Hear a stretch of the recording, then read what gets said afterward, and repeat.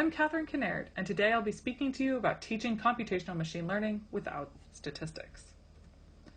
In this undergraduate machine learning course, I use an iterative framework for introducing and reinforcing concepts. Today we'll walk through part of one of those in-class labs, this one introducing supervised machine learning through Kinnaird neighbor. We'll then situate these labs in the overall course structure. In-class labs are Jupyter notebooks written in Python. Before starting the learning cycle for a new topic, there's often a preamble that situates that new topic in the broader course schedule. At this point in the course, students have only seen unsupervised learning techniques like k-means. As this is a computational course, nearly every lab uses a dataset, synthetic or otherwise. After the first few class meetings, students have developed a series of tools for acquainting themselves with their data. So while not explicitly part of teaching supervised machine learning, in this section we note that students are expected to be further along in their learning cycle for working with data, as there are few instructions for what to do with this new data. As we develop their understanding of the heuristics behind supervised learning, I give a small piece of information that could connect to earlier topics, in this case, k-means. By giving students just a touch of information, such as the data falls into two groups, I'm leading students to use k-means, a topic they have already completed the learning cycle on. Then there's a second brief reading.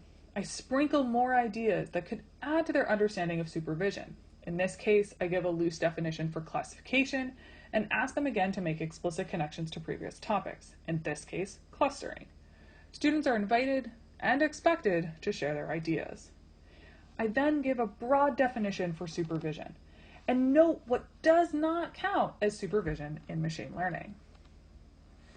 Next, we start to transition to writing pseudocode.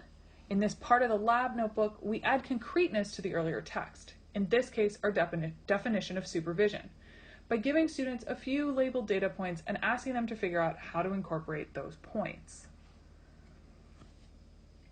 As we move towards developing our implementation of Kinnaird neighbors, we compare and contrast k-means on data with no labels and data with some labels. Here, students are starting to frame out their own Kinnaird neighbor, even though they're not yet aware of it. As the lab continues, students experiment with consulting one labeled point versus consulting more than one labeled point. They eventually develop their own version of KNN.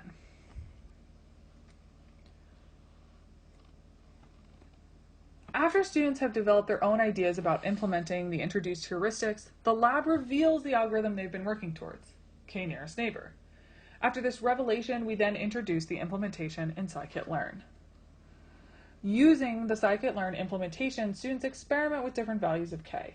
The lab ends by previewing another iterative learning cycle about selecting hyperparameters, as well as tying the current lab to previous work. Again, clustering. The iterative learning cycle is not the only scaffolded part of the course. The assignments also build on each other, helping students progress towards being independent machine learning practitioners. First, all class meetings have an assigned lab, which offers detailed instructions. Then homework assignments ask students to implement concepts on new data with limited guidance. These homework assignments contained instructor-generated unit tests. Projects are then where students can be creative, combining and applying concepts from class to applications of their choice. For these projects, students are asked to create their own unit tests. And finally, the course culminates in a portfolio that contains revised work from the term, as well as a new element designed by the students. These portfolios are to be specific to each student's interests in and beyond machine learning. Very early versions of my course materials are available online. There are errors and notes to myself for improving the course in the future. If you'd like to see my homework and project assignments, please email me directly. Thank you for listening.